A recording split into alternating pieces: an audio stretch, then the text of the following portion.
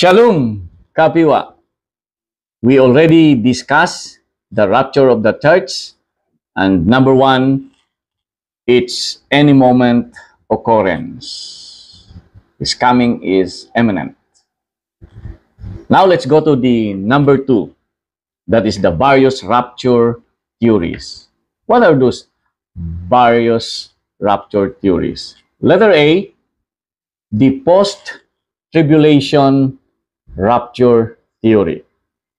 Those who hold this theory believe that the believers will go through the tribulation and that the rapture will occur simultaneously with or immediately before the Lord's coming in judgment. So, the tribulation will finish, then after that, the Lord's will coming for judgment. They hold that the rapture of the church and Christ's return to rule are simply different aspects of a single event which will happen at the end of the Great Tribulation and just before the defeat of the beast and his followers and the coming of the millennium. The beast, contemporary advocates of the post-tribulation rapture are Dr. George E. Ladd in The Blessed Hope, published by Eerdmans, 1957. Then, A Theology of the New Testament by Sander Van, 1977. And J. Barton Payne in Encyclopedia of Biblical Prophecy, published by Harper and Row in 1973.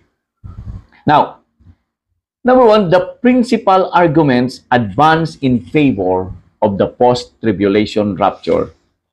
These are their positions as follows.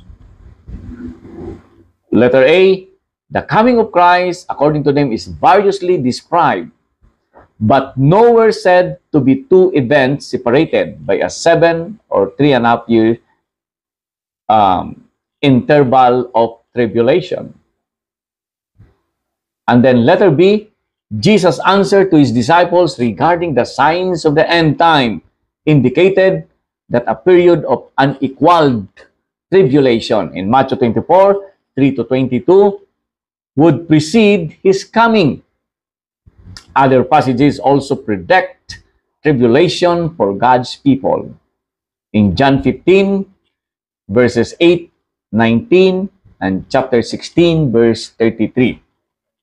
Then letter C, the resurrection is identified with the rapture. Yet, Revelation 20, 4-6 puts the first resurrection after Christ returned to rule and judge before the millennium.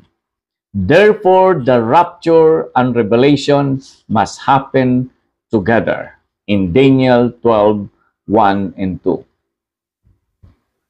On the other hand, the following consideration, that is number 2, argue against the post-tribulation rapture position. This is the argument against the post-tribulation rapture. Letter A, the tribulation period is not a church period, but is the final week of Daniel's vision regarding God's dealing with Israel.